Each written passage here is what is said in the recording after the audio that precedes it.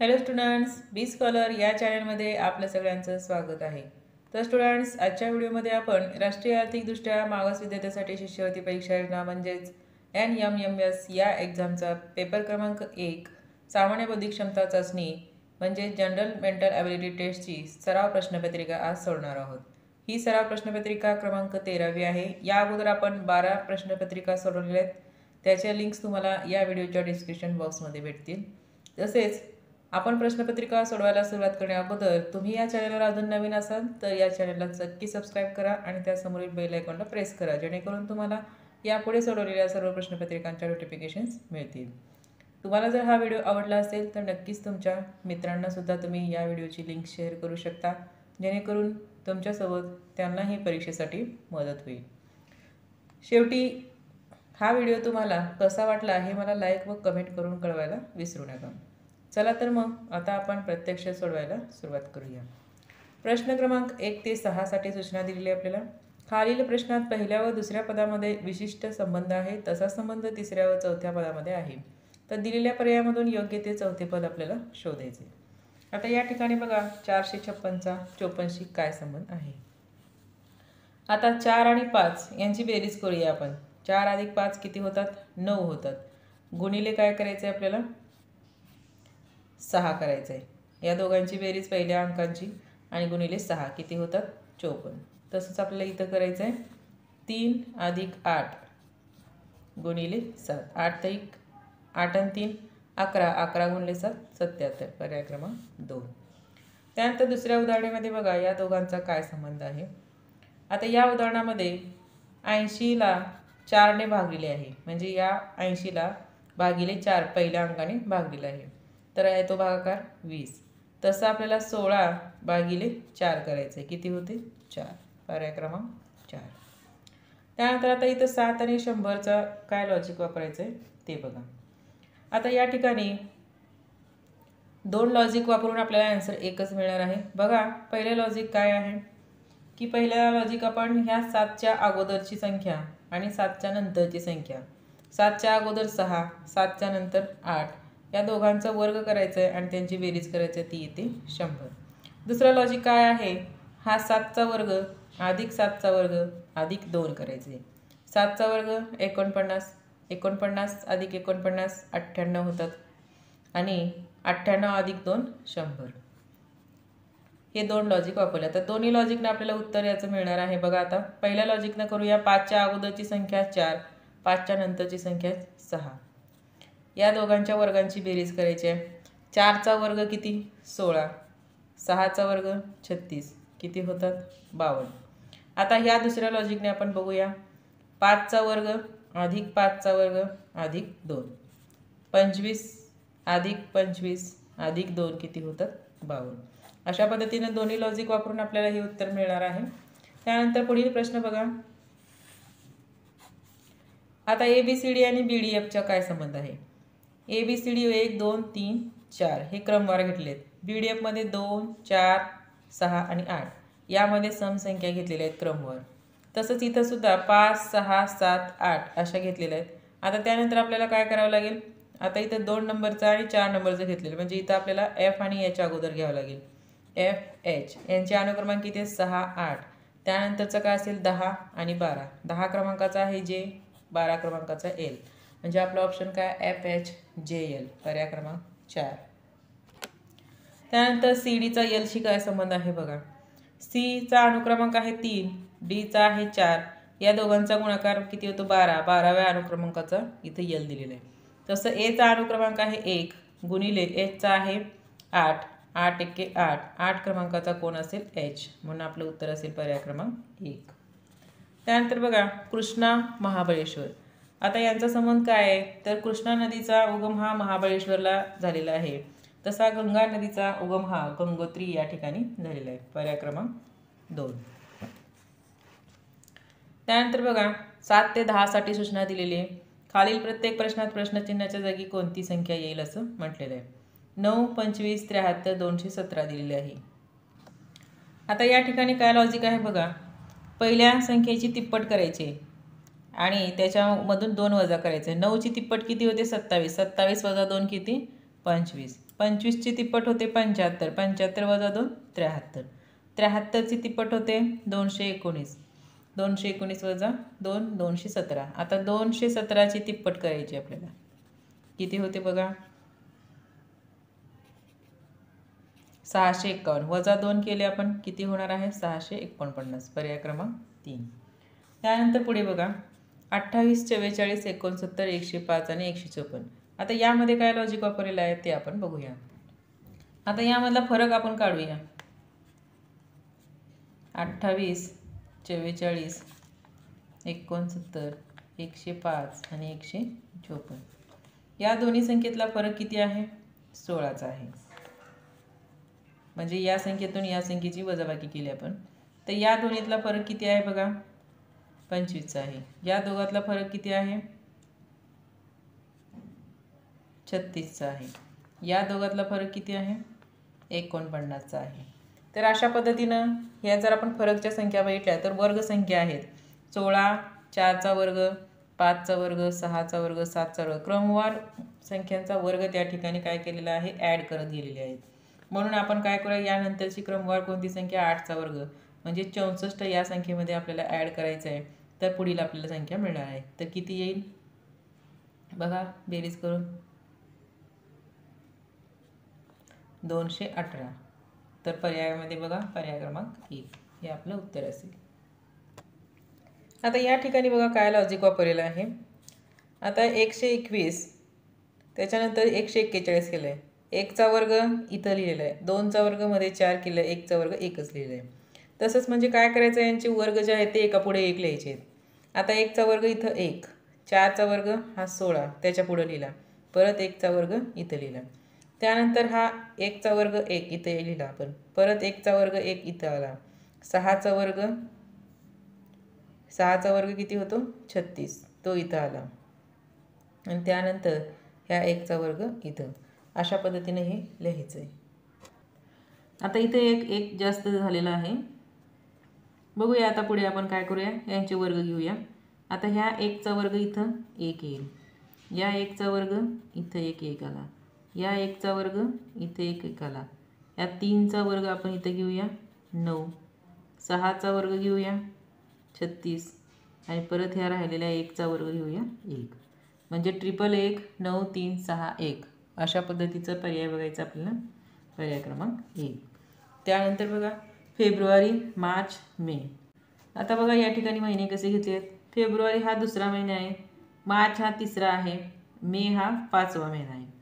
तर म्हणजे 2, 3, 5 हे काय आहेत, मूळ संख्या. मूळ संख्यांचे वर्ग या ठिकाणी घ्यायचे आहे. आता जून घेतलं तर जूनचं 6 ही मूळ संख्या नाही, ऑगस्ट हे 8 आहे, 8 ही मूळ संख्या नाही, जुलै 7व्या क्रमांकाचा आहे, ही मूळ संख्या आहे, 9 ही मूळ संख्या नाही. म्हणून या ठिकाणी काय येईल, जुलै. पर्याय क्रमांक 3. आता बघा 11 ते 13साठी सूचना आहे. दिलेल्या आकृत्यांच्या गटातून विसंगत आकृती आपल्याला ओळखायची आहे. आता या ठिकाणी विसंगत आकृती बघा काय दिलेलं आहे. या सगळ्या आकृत्या सारख्या दिसतात, फक्त हे मधले जे आहेत या ठिकाणी यल त्याच्या आरशातील प्रतिमा दिलेली आहे, इथं यल त्याची आरशातील प्रतिमा आहे, ह्या यलची आरशातील प्रतिमा इथं आहे, इथं मात्र टी दिलेला आहे. मग टीची आरशातील प्रतिमा न घेता त्यांनी पाण्यातील प्रतिमा दिली आहे. म्हणजे विसंगत आकृती काय आहे, पर्याय क्रमांक 2. आता बघा प्रश्न क्रमांक 12मध्ये विसंगत आकृती आहे पर्याय क्रमांक 3ची. का, कारण इथं बघा 1, 2, 3 अशा पद्धतीने त्यांनी एकच चिन्ह दिलेलं आहे. इथंही एकच चिन्ह आहे, इथं सुद्धा एकच चिन्ह 1, 2, 3 असे दिलेत, इथंही 1, 2, 3 दिलेत, परंतु त्रिकोण हे सारखे न देता इथे एक त्यांनी रंगवलेला आहे, म्हणून हे ऑड मॅन आउट. त्यानंतर बघा यामध्ये कोणता असेल वेगळा, तर यामध्ये आपल्याला वेगळ्या आकृतीचे पर्याय क्रमांक 4. कारण याचा जो वरचा बाण आहे तो बाणाच्या दोन्ही टोकाला इथं गोल दिसतात, इथं मात्र बाण आहेत, म्हणून ही आकृती वेगळी आहे. त्यानंतर बघा पुढे प्रश्न 14 ते 17साठी सूचना आहे. खालीलपैकी विसंगत घटक आपल्याला ओळखायचे आहे. बघा 91, 98, 93 आणि 112. आता या ठिकाणी 91, 98 आणि 112 ह्या 7च्या विभाज्य संख्या आहेत, 7ने भाग जाणाऱ्या. 93ला 7ने भाग जात नाही, म्हणून ही विसंगत आहे. त्यानंतर बघा यांच्यामध्ये विसंगत कोणता आहे. आता या ठिकाणी बघा यांच्या अंशाची बेरीज करायची अंकांची. 1 आणि 5 किती होतात, 6, 6चा वर्ग 36 खाली लिहिलेला आहे. 4 आणि 1 5, 5चा वर्ग 25, 6 आणि 1 आणि 7 8, 8चा वर्ग 64 खाली लिहिलेला आहे. तसं इथं मात्र झालेलं नाही म्हणून हा पर्याय विसंगत आहे. त्यानंतर ACEFHJ KMO आणि UWY यामध्ये वेगळा आहे FHJ. का? कारण बघा इथं ABCDE म्हणजे B सोडलेला आहे, D सोडलेला आहे, एक अल्फाबेट सोडून घेतलेला आहे. इथं FGHIJ इथंही एक सोडून घेतलेलं आहे. त्यानंतर KLMN इथंही घेतलेलं आहे आणि UVWX. आता इथं सगळ्यामध्ये एक अल्फाबेट सोडून त्यांनी ग्रुप घेतलेला आहे. पण एक लक्षात घ्यायचं इथं आपल्याला, हे 1, 3 आणि 5 हे कशा विषम संख्यांचा गट आहे. इथं मात्र 6, 8, 10 हा समसंख्यांचा ग्रुप आहे. इथं 11, त्यानंतर 13 आणि 15 हे विषम संख्या. त्यानंतर इथं 21, 23 आणि 25 हे सुद्धा विषम संख्या आहेत. म्हणून आपलं विसंगत पद कोणतं आहे? 2. त्यानंतर पाली, महड, सिद्धटेक, गणपतीपुळे यामधील वेगळा आहे गणपतीपुळे. कारण पाली, महड आणि सिद्धटेक हे अष्टविनायकचे क्षेत्र आहेत आणि गणपतीपुळेला गणपती आहे पण ते अष्टविनायकामध्ये मोडत नाहीत. म्हणून आपण 4 पर्याय हा ऑड मॅन आउट आहे. त्यानंतर 18 आणि 19 साठी सूचना बघा. पुढील प्रश्नात आणि पहिल्या आणि दुसऱ्या आकृतीमध्ये विशिष्ट संबंध आहे, तसा संबंध तिसऱ्या आणि प्रश्नचिन्हाच्या जागी असणार आहे ते आपल्याला शोधायचे. आता यामध्ये बघा आकृत्यांचं जर आपण ऑब्झर्वेशन केलं तर आपल्याला लक्षात येतं की इथं त्रिकोण दिलेला आहे, त्यामध्ये पंचकोन आहे. त्यानंतर चौकोनामध्ये त्यांनी चौकोन केलेला आहे. म्हणजे बाहेरचा जो चौकोन आहे, त्रिकोण आहे, त्याची एक बाजू वाढवलेली आहे आणि आतल्याची एक बाजू कमी केलेली आहे. इथं बाहेरच्या बाजूला आता षटकोन आहे. आता आपल्याला काय करायचं आहे, त्याची एक बाजू कमी करायची आहे म्हणजे पंचकोन करायचं आहे आणि याची एक बाजू वाढवायची म्हणजे आत कोणता असला पाहिजे? पंचकोन असणारी आकृती पर्याय क्रमांक 3. त्यानंतर बघा इथं पुढे काय केलेलं आहे, हे जे 2 गोल आहेत ते फोल्ड करून ते काय केले त्यांनी वरच्या बाजूला लावलेले आहेत. तसंच आपल्याला इथं करायचं आहे, हीच आकृती ठेवायची सेम आणि मात्र हे 3 गोल आहेत, 3 अर्धे भाग वर अर्धे भाग खाली. म्हणजे कोणती आकृती असेल? पर्याय क्रमांक 1. त्यानंतर बघा पुढे 20 ते 22 साठी सूचना दिलेली आहे. खालील प्रत्येक प्रश्नात प्रश्न आकृती एका विशिष्ट क्रमाने बदलतात. त्याच क्रमाने प्रश्नचिन्हाच्या जागी दिलेल्या पर्यायापैकी कोणती आकृती येईल ते आपल्याला ठरवायचं आहे. आता या ठिकाणी बघा चौकोन दिलेले आहेत म्हणजे कॉर्नर दिलेले आहेत त्यांचे. इथे एक कॉर्नर काढला, त्या ठिकाणी त्रिकोण ठेवला. त्यानंतर इथला कॉर्नर काढला, इथं चौकोन ठेवलेला आहे. मग इथला काय येईल? आता या बाजूला त्रिकोण झाला, चौकोन झाला. आता पंचकोन येईल, पण तो कोणत्या बाजूला ठेवायचा आहे ते आपल्याला लक्षात घ्यायला पाहिजे. तर तो या बाजूला ठेवावा लागेल आपल्याला. त्रिकोण, चौकोन, या ठिकाणी पंचकोन. म्हणून पर्याय क्रमांक 2. आता या आकृत्यांमध्ये बघा इथं काय केलं आहे, वरच्या 2 पैकी एकच ठेवलेला आहे म्हणजे एक भाग कमी केला आहे. त्यानंतर पुढे गेला तर हा सुद्धा भाग कमी केलेला आहे. मग पुढच्या आकृतीमध्ये हा खालचा भाग आपल्याला कमी करावा लागेल म्हणजे पर्याय क्रमांक 1 हे उत्तर येईल. त्यानंतर पुढील प्रश्नामध्ये बघा त्यांनी काय केलेलं आहे. आता अशी आकृती आहे, त्यानंतर अशी केली म्हणजे हे जे रेषा आहेत त्या मध्यभागी असलेल्या त्या कोपऱ्यावरती दिले त्यांनी. इथं सुद्धा तसंच केलेलं आहे, मध्यभागी असलेल्या आपल्याला कोपऱ्यावरती द्यायचे आहेत. म्हणजे कोणत्या आकृतीत? पर्याय क्रमांक 4. त्यानंतर 23 ते 26 साठी सूचना आहे. खालील प्रश्नात प्रश्नचिन्हाच्या जागी क्रमाने कोणता पर्याय येईल असं विचारलेलं आहे. बघा आता या ठिकाणी ADGJ दिलेला आहे. आता Aचा अनुक्रमांक आहे 1, Dचा आहे 4, Gचा आहे 7 आणि Jचा आहे 10. तर या ठिकाणी 1 मध्ये 3 मिसळले 4 झाले, 4 मध्ये 3 मिसळले 7, 7 मध्ये 3 मिसळले 10, 10 अधिक 3 केलं तर काय होईल? 13. मग 13वा अनुक्रमांक असणारा कोण आहे? M. पर्याय क्रमांक 1. त्यानंतर AECG आणि EI यांचा बघा आता ग्रुप कसा आहे. आता A आणि E मध्ये किती अल्फाबेट आहेत? 3 आहेत. CG मध्ये सुद्धा 3 आहेत. EI मध्ये सुद्धा 3च आहेत. म्हणजे 3 अल्फाबेट सोडून त्यांनी हे घेतलेलं आहे. तसं आपल्याला मग G आणि K जर आपण पाहिला बघा HIJ म्हणजे इथं 3 अल्फाबेट सोडून आहेत म्हणून आपलं उत्तर असेल GK. त्यानंतर पुढील प्रश्न बघा. यामध्ये बघा आता काय क्रम दिलेला आहे. इथं 4 प्रकारच्या आकृत्या आहेत. अगोदर उभ्या रेषा आहेत, त्या आकृत्यांमध्ये 4 आकृत्यांचा ग्रुप आहे. उभ्या रेषा आहेत. त्यानंतर पुढील आकृत्यामध्ये त्यांनी तिरक्या रेषा दिलेल्या आहेत आणि त्यानंतर परत आडव्या रेषा दिलेल्या आहेत. मग आता आपल्याला कशा रेषा द्याव्या लागतील? या रेषा या बाजूला चाललेल्या आहेत, म्हणजे आता तिरक्या रेषा पण ती अशी रेषा यायला पाहिजे. मग असा पर्याय कोणता आहे? पर्याय क्रमांक 4. पण आपल्याला आकृत्यांचा क्रम तसंच ठेवायचा आहे. चौकोन, वर्तुळ, त्रिकोण आणि चौकोन. पर्याय क्रमांक 4. आता प्रश्न 26 मध्ये बघा, प्रश्नचिन्हाच्या जागी काय येईल? या ठिकाणी 5-5चा गट या ठिकाणी पडणार आहे. आता बघा, पहिली आकृती जी आहे ती दुसऱ्या गटामध्ये शेवटी आहे, म्हणजे 2 नंबरपासून त्यांनी क्रम घेतलेला आहे. इथं सुद्धा काय केलेलं आहे? पहिलं शेवटी घेतलेलं आहे आणि 2 नंबरपासून त्यांनी पुढे घेतले जसंच तसं. तसंच आपल्याला यम काय करायचं आहे? शेवटी येईल आणि हा क्रम अगोदर येईल, म्हणजे यू अशी आकृती, त्यानंतर हे अधिक आणि यल, म्हणजे कोणता असेल? पर्याय क्रमांक 1. इंग्रजी वर्णमालिकेतील यमच्या उजवीकडील तिसऱ्या अक्षराच्या डावीकडील 5वे अक्षर कोणते म्हटलेलं आहे? आता यमच्या उजवीकडील अक्षर आहे पी आणि पीच्या डावीकडील 5वे अक्षर असेल के, म्हणून पर्याय क्रमांक 1. आता या ठिकाणी एक वाक्य दिलेलं आहे, तर या वाक्यामध्ये कोणते अक्षर 2 वेळा आलेलं आहे म्हटलेलं आहे. आता पहिला पर्याय आपला डब्ल्यू. डब्ल्यू किती वेळा आलेला आहे? 2 वेळा दिसतोय आपल्याला. यन किती वेळेला आपण चेक करूया. यन 2 वेळा आलेला आहे. यन सुद्धा किती वेळा आलेला आहे? 2 वेळा आलेला आहे. त्यानंतर ओ. ओ सुद्धा 2 वेळा आलेला आहे. मग तर काय येईल आपलं उत्तर? सर्व पर्याय बरोबर. त्यानंतर खालील संख्या मालिकेत 5 पूर्वी 3, 5 पूर्वी 3 आणि नंतर 1, 5 नंतर 1 असे किती वेळा आले? म्हणजे 3, 5, 1चा ग्रुप आपल्याला या ठिकाणी शोधायचा आहे. बघा, आता या ठिकाणी 1 आहे, 2, 3, 3 वेळा या ठिकाणी आलेला आहे. बघा पर्यायामध्ये पर्याय क्रमांक 1. त्यानंतर प्रश्न 30 बघा, खालील संख्या मालिकेत ज्याच्यापूर्वी लगेच 8, ज्याच्यापूर्वी लगेच 8 आणि ज्याच्यानंतर लगेच 4 आहेत असे 2 किती वेळा आलेला आहे? म्हणजे कोणता ग्रुप सोडायचा आहे? 8, 2, 4. बघा आता 8, 2, 4, 8, 2, 4. त्यानंतर इथे एक आहे आणि इथे किती वेळा झालेला आहे? 4 वेळा. पर्याय क्रमांक 1. त्यानंतर पुढील प्रश्न बघा, 31 ते 33 साठी सूचना दिलेली आहे. राणीपेक्षा सीताला जास्त गुण मिळाले, सीतापेक्षा पिंकीला जास्त मिळाले. बघा आता इथं राणी आहे, राणीला सीतापेक्षा मिळाले,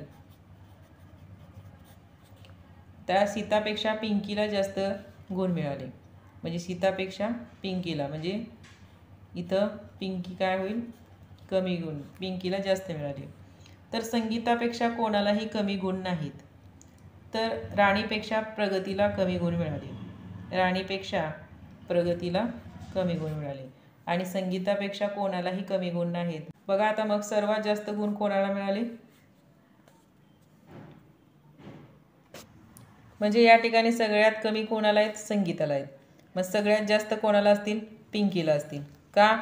कारण सीतापेक्षा ह्या दोघी जास्त आहेत, पण सीतापेक्षा सुद्धा जास्त कोणाला आहेत? पिंकीला, म्हणून पर्याय क्रमांक 3. त्यानंतर सर्वात कमी गुण कोणाला मिळाले? संगीताला, कारण संगीतापेक्षा कोणालाही कमी गुण नव्हते, म्हणजे सगळ्याला जास्त होते, म्हणून पर्याय क्रमांक 1. त्यानंतर राणीपेक्षा जास्त गुण कोणाला मिळालेले आहेत? इथं राणी आहे, राणीपेक्षा जास्त गुण कोणाला मिळालेले आहेत? आता या ठिकाणी बघा, हा बाण असा येईल इथं. तर राणीपेक्षा जास्त गुण कोणाला मिळाले आहेत? राणीपेक्षा जास्त सीताला मिळालेले आहेत आणि सीतापेक्षा जास्त पिंकीला मिळालेत, म्हणजे 1 आणि 2 दोघीलाही जास्त मिळालेत, म्हणून आपलं पर्याय क्रमांक 1 व 2. त्यानंतर बघा, पुढील प्रश्नात आकृत्यांचा एक गट दिला आहे, त्या गटाशी जुळणारी आकृती दिलेल्या पर्यायामधून आपल्याला निवडायची. आता 34 प्रश्नामध्ये बघा, इथं त्रिकोण दिलेले आहे, त्याचे 3 भाग केले आहेत, 3 त्रिकोण दिलेले आहेत. इथं चौकोन आहेत, त्याचे 4 भाग केले, 4 चौकोन त्यामध्ये दिलेले आहेत. इथं पंचकोणाचे 5 भाग करून 5 पंचकोन त्या ठिकाणी दिलेले आहेत. तर तशाच पद्धतीची आकृती आपल्याला शोधायची आहे. आता इथं षटकोन आहे, 6 भाग केले आहेत, षटकोन येईल, म्हणजे पर्याय क्रमांक 4 हे बरोबर आहे. त्यानंतर पुढील प्रश्नामध्ये बघा, या ठिकाणी आकृत्या दिल्या आहेत. आता ह्या 2 आकृत्या परत या बाजूला गेलेल्या आहेत आणि हे या बाजूला आलेलं आहे. परत हे सगळ्या आकृत्या खाली आलेल्या आहेत, म्हणजे त्यांचा क्रम काय करत आहे? जागा बदलत चालले आहेत. मग असा क्रम बदलत जाऊन त्या शेवटी आकृत्या काय करणार आहेत? ही अधिक चिन्ह जे आहे ते वर येणार आहे, म्हणजे पर्याय क्रमांक 3ची आकृती या ठिकाणी येईल. त्यानंतर 36 प्रश्नामध्ये बघा, 36 मध्ये सुद्धा ही जी चिन्ह दिली आहेत त्यांचा क्रम बदलत चाललेला आहे. या दोघांचा क्रम काय आलटून पालटून बदललेला आहे आणि हे दोघं जशाच तसे या ठिकाणी आहेत इथं. आणि परत काय केलेलं आहे, या दोघांना तसंच ठेवलेलं आहे आणि यांचा क्रम बदललेला आहे. म्हणजे ही आकृती इकडं आणलेली आहे, ही आकृती तिकडं आणलेली आहे. त्यानंतर बघा पुढे तसंच आपल्याला करायचं आहे. म्हणजे कोणती आकृती येईल आता, पर्याय क्रमांक 3 मध्ये लिहिली. बघा इथे एक अक्षरमालिका दिली आहे, त्या अक्षरमालिकेत कोणते अक्षर सगळ्यात जास्त वेळ आलेले आहे म्हणले. तर इथं बी झालेलं आहे. बघा तुम्ही बघू शकता.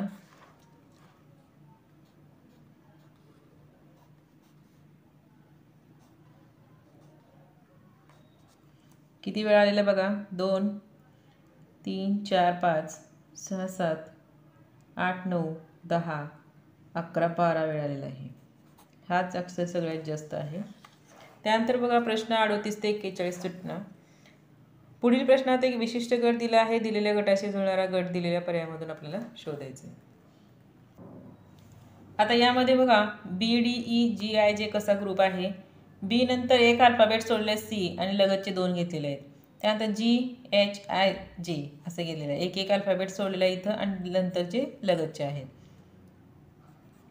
तसंच आपल्याला QST मध्ये दिसून येतं. QRST हे लगतचे 2.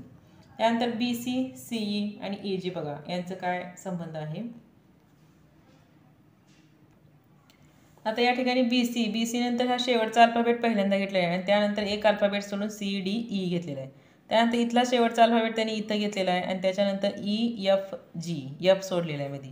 आता इथला शेवटचा अक्षर आपल्याला घ्यावं लागेल G आणि H सोडावं लागेल I घ्यावं लागेल. म्हणजे काय येईल, GI. आता यांच्यामध्ये बघा काय लॉजिक आहे. 2 गुणिले 4 किती होतात 8 आणि यात यांच्यामध्ये काय केलं 0. 3 त्रिक 9. आता 1 गुणिले 1 आणि मध्ये 0 घेतलं. तसं इथं आपल्याला कुठे दिसून येतं 3 दोन्ही 6 आणि मध्ये 0 घ्यायचं आहे. अशा पद्धतीनं बघा या ठिकाणी आता काय केलेलं आहे. आता या ठिकाणी 7 आहे. 7चा वर्गसंख्या पुढं लिहिली आहे 49. 8ची वर्गसंख्या पुढं 64. 9ची 81 पुढं. 10ची 100. तसं बघा आता या ठिकाणी 11ची काय करायचं 121 म्हणजे पर्याय क्रमांक 3.